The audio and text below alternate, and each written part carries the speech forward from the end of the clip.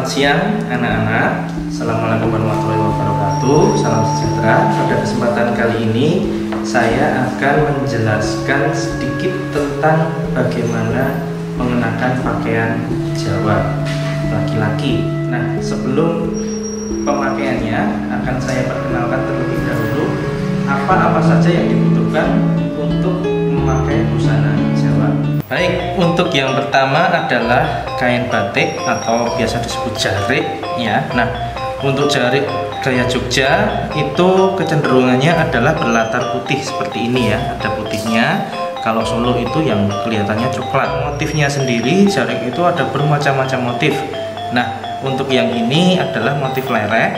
Nah, ketika ada motif lerek ini harus menjadi perhatian bagaimana nanti harus membuat lipatan atau wiru ini supaya nanti ketika dipakai itu sesuai dengan aturannya, yaitu kalau putra nanti dari arah kanan ke bawah ke kiri, itu kalau putra. Kalau putri dari kiri ke arah kanan bawah ya, itu tergantung lereknya nanti. Kemudian yang kedua, untuk jarik sendiri harus diwiru. Nah, untuk putra itu lebar wiru ini kurang lebih 3 jari dengan jumlah lipatan ganjil, biasanya 7, 9, ini 1, 2, 3, 4, 5, 6, 7 ya, ada 7 lipatan. Kemudian ini untuk lipatan luar, yang di dalam adalah namanya pengasih atau sendon istilahnya. Ini biasanya 2 jari ya untuk putra. Nah, kalau untuk putri itu pengasih ini sama berada di luar nantinya. 2 jari itu untuk kain putri, kalau putra 3 jari, kalau putri 2 jari. Kemudian yang kedua setelah kain batik atau jarik itu adalah tali. Ini bebas atau dinamakan kendit ya. Ini boleh tali sepatu, boleh tali dari kain seperti ini. Ini fungsinya untuk mengikat kain batik ini supaya tidak mudah lepas ketika dipakai nanti. Lontong atau stagen, ini warnanya bebas bermacam-macam. Nanti tinggal disesuaikan saja dengan warna sorjannya dan kain batiknya. Kemudian yang keempat adalah kamus dengan timang. Nah, kamus itu sabuk ini, timang itu adalah pengikatnya, atau kalau ikat pinggang itu gespernya ya. Jadi ini kamus timang. Jadi kalau ada istilah kamus timang berarti sudah satu set seperti ini. Nah, kamusnya ini kamus kristik. Ada juga yang kamusnya itu biasanya bludiran juga ada, macam-macam ya sekarang. Kemudian yang kelima adalah sorjan ya, atau baju. Dan yang ini namanya iket atau destar atau biasa disebut belangkon. Nah, untuk gaya Jogja sendiri ciri khasnya adalah di sini, mondolan namanya. Nah, kalau gaya Jogja itu ada mondolannya menonjol seperti ini. Kalau gaya Solo itu mondolannya pipih, kepeng gitu ya. Nah, kemudian untuk jenisnya sendiri, kalau belangkon hitam seperti ini namanya kumitir. Nah, kemudian coraknya ini adalah mudang namanya. Kemudian di sini biasa ada namanya sintingan. Nah, ini biasanya disesuaikan dengan warna stagennya.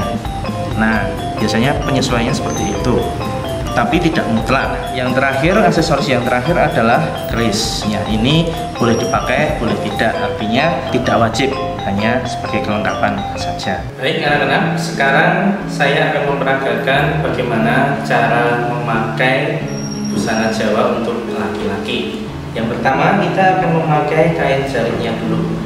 Pastikan ujung jariknya itu adalah menutup mata kaki ya, jadi jangan sampai seperti ini. Jadi ini harus menutup mata kaki. Nah, kemudian seperti tadi yang telah saya katakan bahwasanya lerek itu kalau untuk laki-laki adalah dari kanan ke bawah. Begitu juga dengan wirunya. Ini adalah yang sebelah kanan ini berada di atas.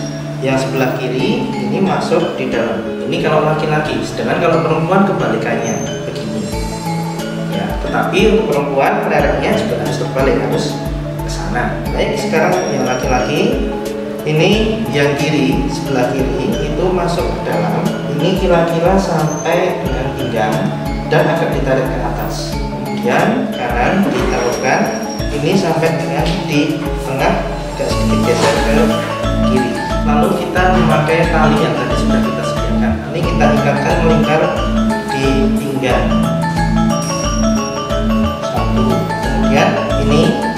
diturunkan ke bawah, baru diikat lagi ya, dengan simpul itu.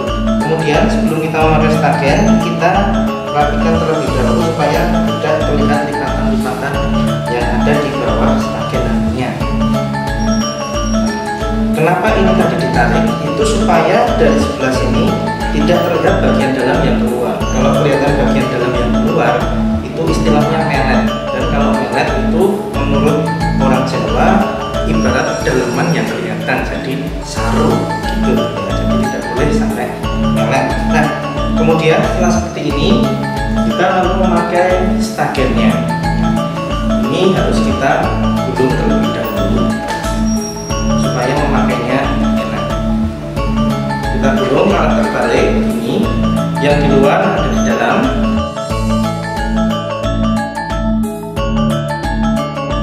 Kemudian kita menitkan di pinggang menutupi kendit tadi atau satu pinggang tadi.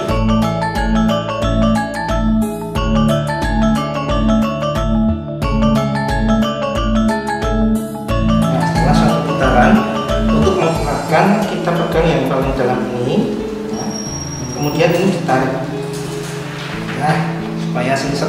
Nah, ini kenapa di luar? Ini fungsinya untuk pegangan supaya lebih erat lagi. Nanti ini kita taruhkan begini, baru kita tutup.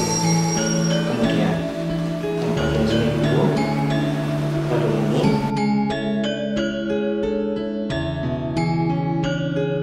Seperti ini biasanya lalu dikuatkan dengan peniti. Nah, ini saya tidak memakai peniti, akan saya eratkan langsung dengan kamus timangnya tadi. Ini berada di tengah-tengah stagen.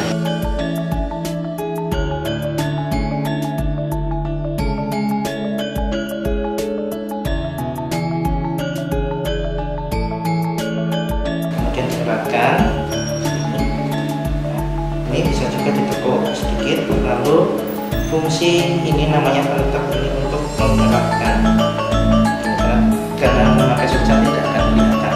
Setelah kain, kemudian tali, stagen, dan kamus timang, lalu kita mengenakan bajunya, yaitu surjannya. Untuk surjan Jogja sendiri ini memiliki ciri khas, yaitu ada kancingnya. Kancingnya itu serba 3 atau kelipatannya ganjil, tapi kebanyakan 3 untuk yang di leher dan di bagian dalam.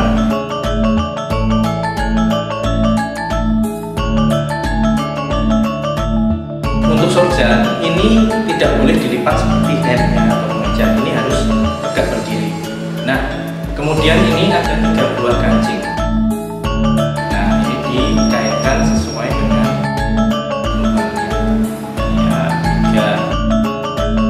bagian leher itu ada 3 buah kancingnya. Di bagian tengah ini juga ada lagi 3 buah. Kemudian di sini ada kain kancing untuk mengeratkan ini supaya tidak longgar seperti ini. Biasanya ada juga jenis surjan yang di bagian lengan ini terdapat kancing-kancingnya. Biasanya kancing yang ada di lengan itu berjumlah 5 kelipatan ganjil, pokoknya 3, 5, atau 7. Tapi yang paling banyak 5. Kebetulan surjan yang saya kenakan ini tidak ada kancingnya. Nah, setelah seperti ini, lalu kita tinggal mengenakan bagian kepala. Cara memakainya itu adalah supaya rambut kita tidak terlihat keluar-keluar nanti. Itu kita pegang seperti ini, bagian belakang, lalu kita letakkan di sini. Nah, sampai alis kita tertutup, ya. Kemudian baru dimasukkan dan ditarik ke belakang. Ya, nah dengan begini otomatis rambut yang ada di depan itu akan terbawa ke belakang. Maka arahkan, usahakan sambil berkaca bagian tengah ini harus lurus sejajar dengan hidung. Ya. Kalau belum bisa menyeretkan dengan tangan begini juga bisa. Kalau tidak, bisa dengan berkaca. Kemudian setelah memakai ikat atau belakon, kita mengenakan keris.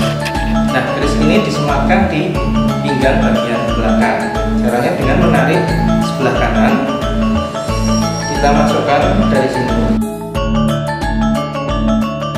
Tinggal kita putar ke belakang. Nah, seperti ini. Kemudian tapak belakang adalah kelihatan stagennya atau lontongnya, kemudian kamusnya juga. Untuk lebih merapikan lagi, bagian kanan ini kita lipat,